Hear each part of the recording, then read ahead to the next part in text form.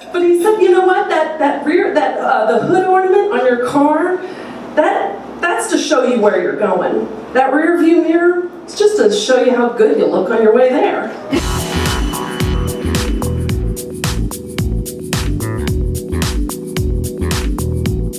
She is also the author of the memoir, Burn Down the Ground. I'd love to bring up our next storyteller, sharing some more gratitude, Miss Kambri Cruz.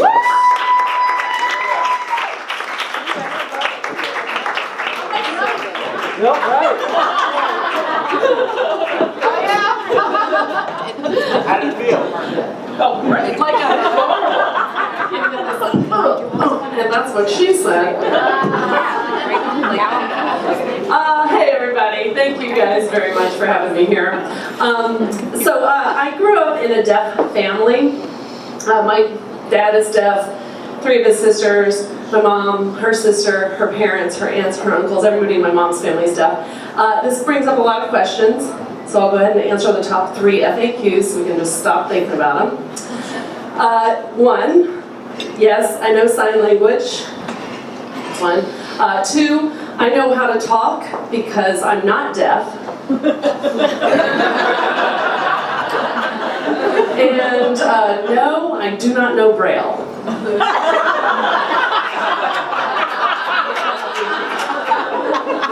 Never had the occasion.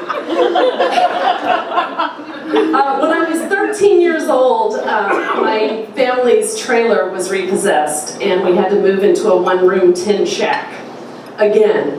The first time we'd lived in the tin shed, my mom had made it sound like a long camping trip. She was like, oh, it's going to be great. It's like Little House on the Prairie. You're Laura Ingalls Wilder. We're going to sleep in the wild. We had no running water, no electricity. We used an outhouse. It was crazy. So the shed was actually an upgrade when my dad built that. I was like, oh, this is nice. Fancy living.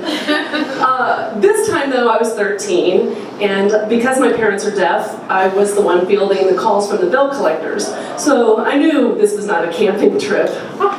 I was not Laura Ingalls Wilder, unless I missed every episode of Little House on the Prairie where Laura smoked pot and drinks bottles of Boone's Farm. Strawberry Hill.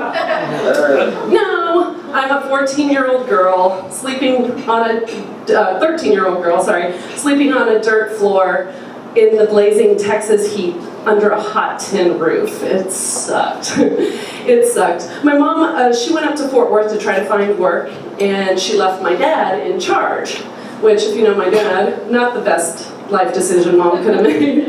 Dad used her absence to go off to town to carouse with his friends, basically leaving me to fend for myself. So I spent the entire summer by myself in this shed. Even my 14th birthday came and went uncelebrated. And I just spent the whole afternoon just like looking out the window, like where could I run away to, and fantasizing about what I would do when I got there. But I knew there was nothing a birthday cake or a wish blowing out candles could do. There was nowhere to run to. There was nothing to do when I got there. The only thing that I had was my boombox and my love for David Lee Roth. Now, for the millennials in the room, David Lee Roth was a rock singer, and he was the head, the best lead singer for a band called Van Halen. If anybody here disagrees, the exits are in the back. Toward them. Get the heck out. In the trailer, I had so many pictures of David Lee Roth on my wall in my bedroom that you could not see a sliver of fake wood grain paneling. In the shed, I had just got one tacked to a pole that I gazed at lovingly while I listened to his music. But David was not just eye candy for me. No. The dude is an intellectual. I studied. Don't laugh, Robin. I understand it might be a little strange, but I studied all of his articles. In all of his articles, he talked about how he was the only member of Van Halen who knew what Zen was, and the only one who could spell it. He used big words like incongruous. He talked about demographics. He even quoted Voltaire. Who the heck was Voltaire? I didn't know. I was a kid living in a shack. But I was going to find out. I had to find out because now this could happen. Van Halen's tour bus breaks down. They all starve to death except for David, who's stranded in the woods, somehow finds himself in Montgomery, Texas on a road called Boar's Head, finds a girl living alone in a tin shack. And, well, she was going to have to know more about things other than sex, drugs, and rock and roll if he was going to take her seriously, because the dude is a thinker. I loved him. I loved him so much. I wanted to recruit fans for his fan base. So the summer before the trailer was repoed, the whole family had gone to Oklahoma, Bow Legs, for a cruise family reunion. Bow Legs, Oklahoma. I was like, Bow Legs. I just threw that out there like you guys knew what that was. Bow Legs, Oklahoma, for a cruise family reunion. And I spent the entire time hunkered in the back of our Chevy pickup truck with my cousin Colleen. Now, Colleen was 2 years younger than me and a bit of a prude, so I kind of felt it was my duty, my honor, to teach her about the finer points of high culture, namely the genius that is David Lee Roth. So I had all my magazines, Cream, Hit Parader, I went through all of the show and I'm like, isn't he a fox? Oh my God, look at that sultry gaze, those pouty lips, and oh my God, those leather pants slung so low they show these muscles here, which they call the Davids. And some people say that they're named after the statue of David. Those people are wrong.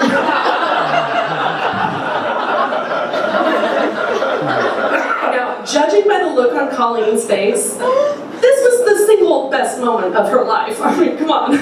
So a couple weeks after that visit at Bow Legs, we got back to the trailer in Montgomery on Boar's Head, and I get a package in the mail a couple weeks later, addressed to me from my Aunt Kathy, Colleen's mom, and with a little warning note. And I open it up, it's a cassette tape. It's a 60-minute sermon on tape by the minister Jim Peters with the title, "What the Devil's Wrong with Rock Music?" Oh, okay, this is weird. So I did what any kid would do. I called all my friends and say, hey, you want to get high? I got a new tape. Yeah. So then they all come over to the trailer, we get high.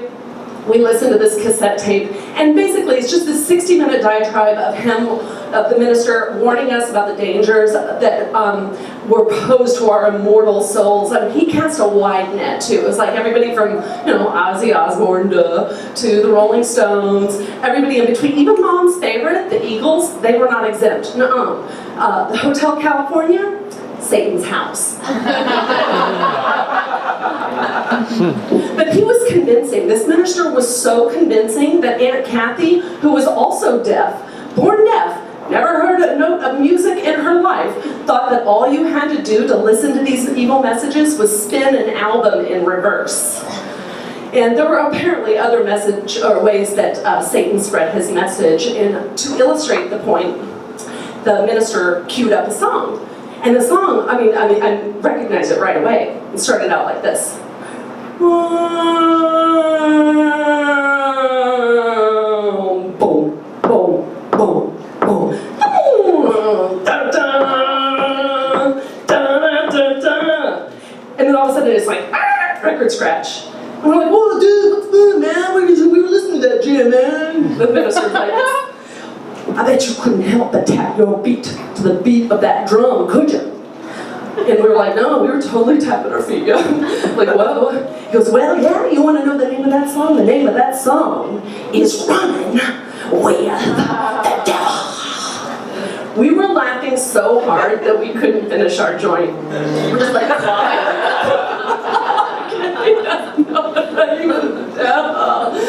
and we listened to that tape all summer long to the point where we had to use Scotch tape to put it back together and a pencil to rewind it. It was hilarious. It was our favorite thing to get high to. And it was really great for a laugh.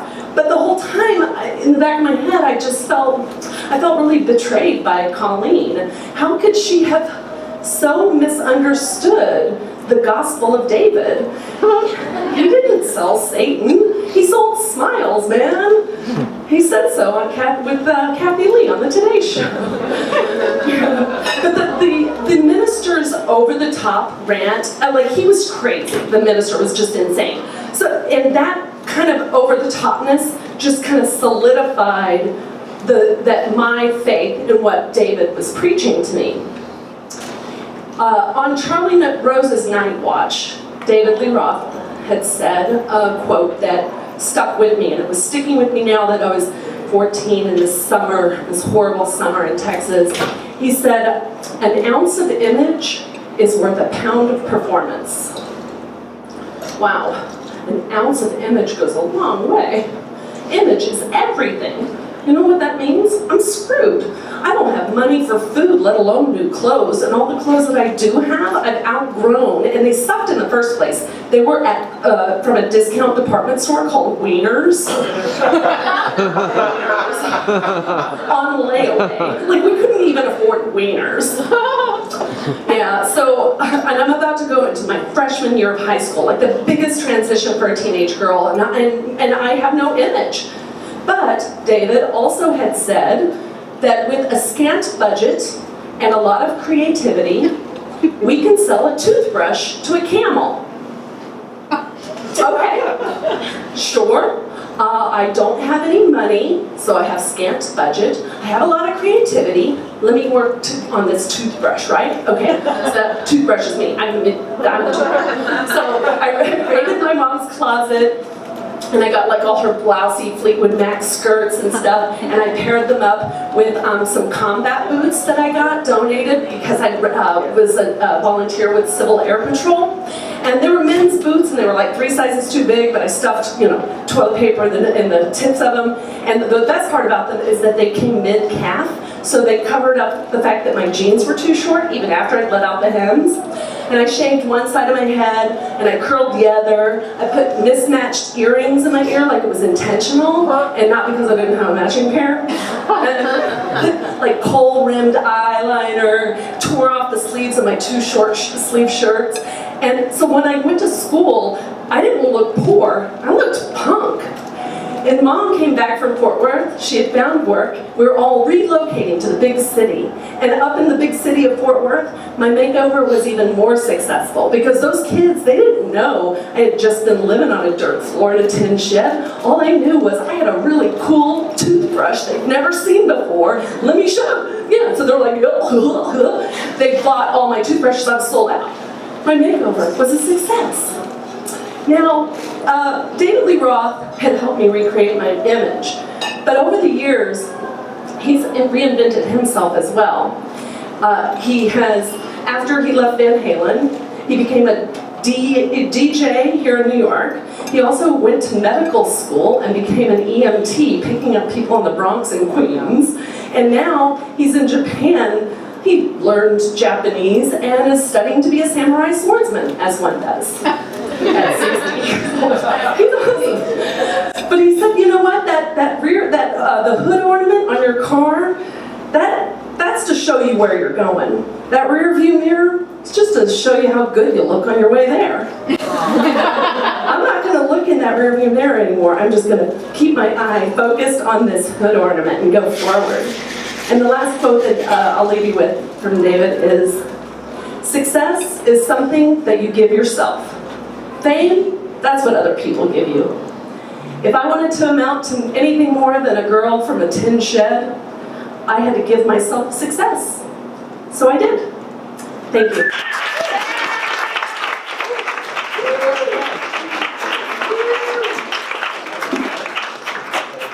So what do you think people need to do to not look in the rearview mirror so much? Well, focus on the hood ornament. What's your goal? That's your goal. Yeah, focus on your end goal. Not how you're going to get there, not where you came from. Yeah.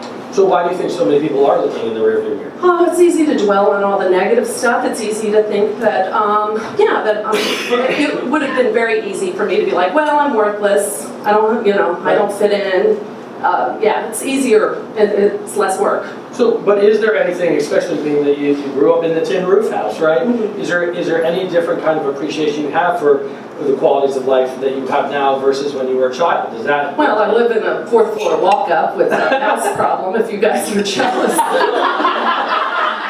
It's New York, okay? every now and then, yeah, I think back, I look at our current situation, my husband and I, and we have a cabin upstate, which is lovely. Also has mice, but so. But yeah, that we've come a long way, baby, kind of thing. It's I don't know if the fear of being poor again is such a driving force that I don't know that would ever be enough. Right. Yeah. Right. But you're focused towards it. Yeah. So what's forward for you now? Well, I own a space in Astoria called QED. Woo! Oh! Events Random, QED, a place to show and tell. We have over 100 events every month. Poetry, storytelling, a lot of comedy classes. How would we find that? What's the QEDAstoria.com. QEDAstoria.com. Check that out. Yeah. And just real quick, plug your book. Talk about your memoir. So my memoir is called Burn Down the Ground. It is about living with a deaf family and with tin shed, but also my dad tried to kill a couple of people. It's a comedy. He's in jail.